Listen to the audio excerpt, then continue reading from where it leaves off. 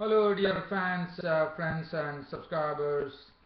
This is your host Ram on this cricket happening show. Probably a late cricket happening show because there were some glitches which were happening. Managed to really troubleshoot them, and finally, I'm here to talk to you on this late night. Unfortunately, a late night cricket happening show. This on a Sunday.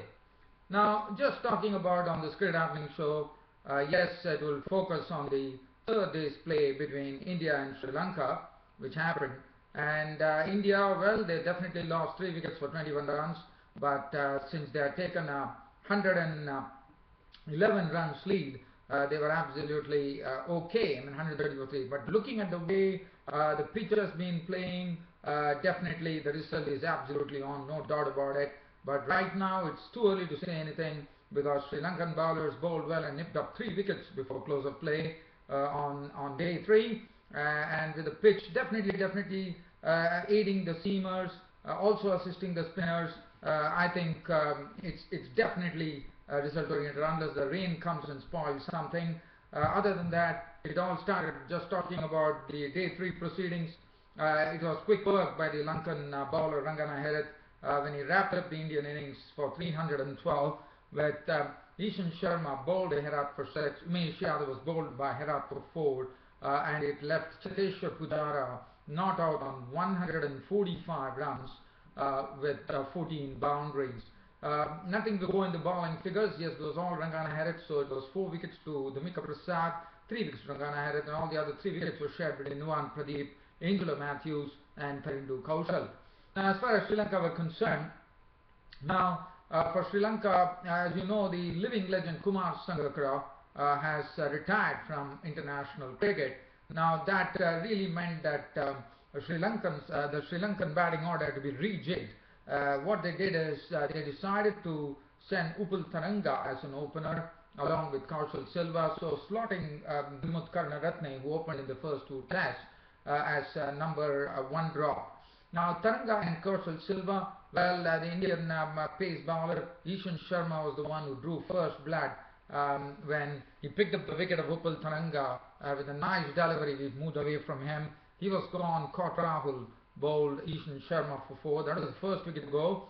And after that, Kaushal Silva was tested with some short deliveries by Umesh Yadav, and one such delivery found the stumps. And Kaushal Silva was gone, bowled by Yadav for 3, and Sri Lanka were in trouble at 11 for 2. In that trouble after that, we definitely had a semblance of respectability coming to the Sri Lankan innings with Karunaratne and Chandimal at the crease, especially Chandimal, who decided to really not be worried about the situation, try to play in an aggressive manner, which he did it perfectly. At the other end, Karunaratne was playing a watchful game, and the score had been taken to 40. So basically, they had added 29 runs for the third wicket, and this is the delivery that Stuart Binney produced. What a delivery that was! A beautiful swinging delivery to Dinesh Chandimal, which actually pitched on the middle stump and went on to, in fact, it was a very good delivery which actually jagged in, and Chandimal was gone. LBW bowled Binney for 23. So that made it, so Chandimal was gone, so that was a big wicket for India, which made the score 40 for 3. Angelo Matthews walked in to join Karunaratne, and Angelo Matthews, well, Ishan Sharma was really bowling well at that stage, and what Angelo Matthews, the Sri Lankan captain, did was to poke at a delivery from Ishan Sharma outside the off stump. Namanoja picking up his first international catch here on his debut, getting his first catch in international cricket in test matches as he caught Angelo Matthews, and what a wicket that was for India. As Angelo Matthews, we know what a frustrating customer he can be at the crease. So he was gone for 1, and that made it 45 for 4.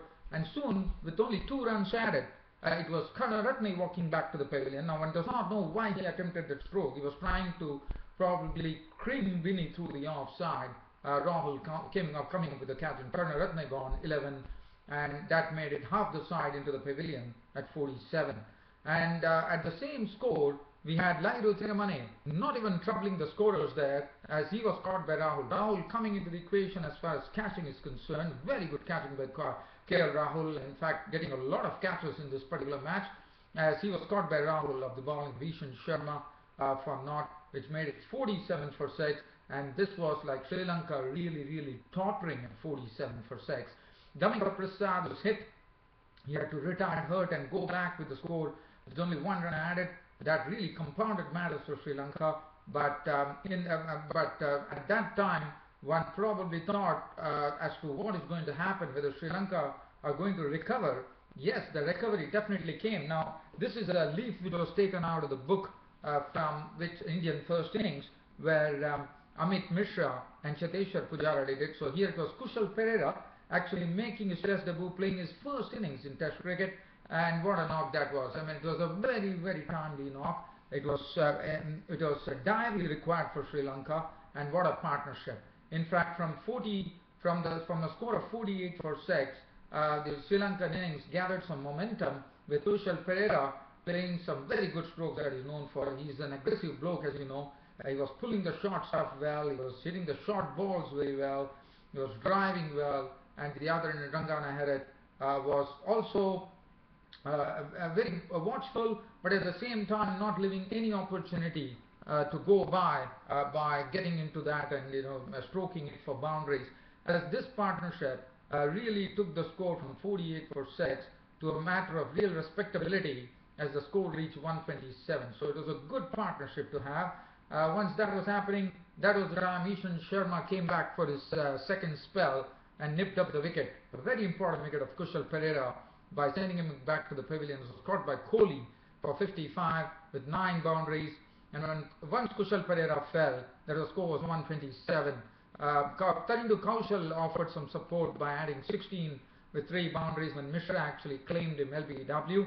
After that, Rangana Heret, after doing a very good job of giving solid support to Kushal Perera, himself was out as he was caught by Oja of the bowling of Ishan Sharma for 49 with 8 boundaries, and it was only Nuwan Pradeep there not out on 2 actually Damika Prasad came out of his after getting retired hurt. He came back and he struck a few I wouldn't say some lusty blows to actually make 27 of 23 balls with 4 fours, and then a rush of blood trying to hoist Mishra into the stands ended up with Naman Oja, the wicketkeeper, also getting his first stumping in international cricket as he stumped Damika Prasad for 27. So, and then finally Sri Lankan innings wound up for 201 all out with Pradeep not out on 2. The bowling, Ishan Sharma, pick of the bowlers, bowling with lots of fire and lot of real movement on the pitch. 15 overs, 254 runs and 5 wickets. Umesh Yadav chipping in 1 wicket for 64 of 13 overs and 2 maidens. Binny was excellent according to me. 9 overs, 3 maidens, 2 for 24. He picked up some very good wickets there. Ashwin 8 overs, 1 maiden, none for 33, which was very surprising, especially considering the fact that the pitch was turning and bouncing, and Ashwin was a record chief in the Indian win in the second test match against Sri Lanka. It was very surprising to see that Ashwin bowled 8 overs, 1 maiden, none for 33. Amit Mishra, 7.2 overs, 1 maiden, 225. So 201, I thought that really gave a very handy lead to India of 111 runs, which was very important. And well, India with that lead went out to bat, and look at what happened to India in the second innings. Cheteshwar Pujara, who actually had scored a century in the first innings, was the first to go with the second ball of the Indian innings. Damika Prasad produced a beautiful delivery, pitched on the middle stump, and Cheteshwar Pujara normally is a very good I mean, we have seen how strong his defenses are, but one such delivery, which was the new cherry, and the ball pitched in, jagged out, and went on to pick up the off stump, and Pujara was walking back for a duck. So a man who made a century was walking out for a duck in the second innings. The next wicket to go, it was now Nuwan Pradeep's turn to show his wares here, as Nuwan Pradeep got a delivery. Now again, KL Rahul, as you would remember in the first innings, he was out shouldering arms to a delivery from Prasad, I suppose, but now it was Nuwan Pradeep forcing KL Rahul, making a cardinal error of judgment to once again leave the ball outside, leave that ball, probably thinking the ball is going to go outside the off stump. But on the other hand, Nuwan Pradeep got the ball to jag in and pick up the off stump of Rahul, and Rahul once again shouldering arms for the second time in this particular test match was gone for 2, and it was 2 for 2. India were really getting into trouble there. Ajinkya Rahane came in, but Ajinkya Rahane himself could not do much as Pradeep picked up his second wicket. This time once more a ball which seemed in, and Ajinkya Rahane was tapped in front. He was gone for 4.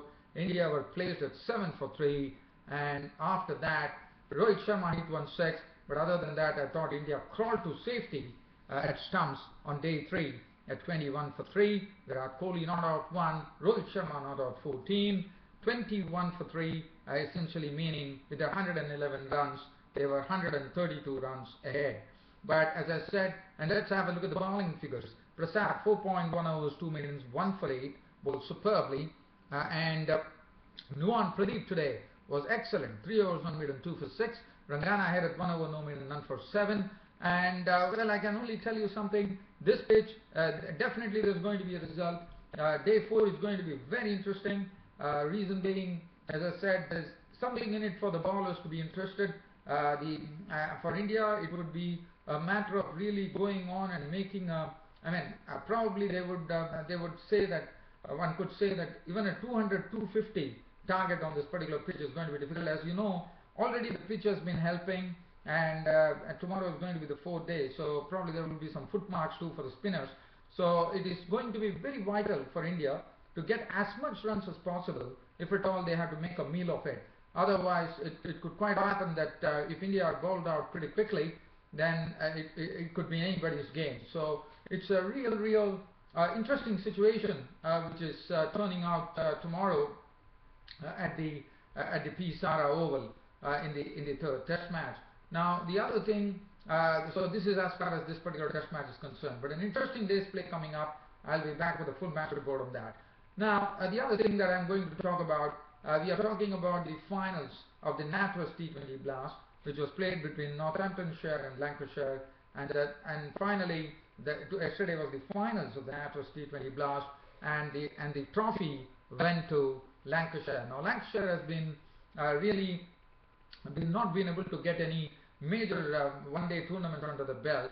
Probably it was back in 1999 if I'm not wrong, but here Lancashire pipped Northamptonshire. In fact, they beat them by 13 runs. Looking at the card here, Lancashire batted first, raised 166 for 7 of the 20 overs.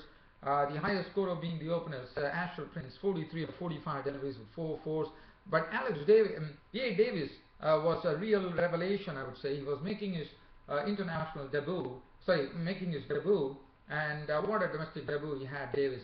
In fact, he contributed a very strokeful innings of 47 of 26 balls to set up the tempo, 6 fours and 1 6. He was man of the match as Lancashire finished on 166 for 7. Brown was out for a duck. Butler made 27 of 15, 1 4 and 2 6. It was a quick fire knock. Stephen Croft was run out for 9. Faulkner making 5. Livingston was out for naught. Lilly at the end clubbed 22 of 17 deliveries, 1 4 and 1 6. The bowling not to be really much talked about. 2 for 21. Willie was the best among the bowlers according to me. David Willie 2 for 21. And then we had none for 20, none for Cleanfield. I'm not going to go into those gritties. Shahid Afridi bowled a good line, 4 overs, 14 runs and 3. A picture of economy there from Shahid Afridi.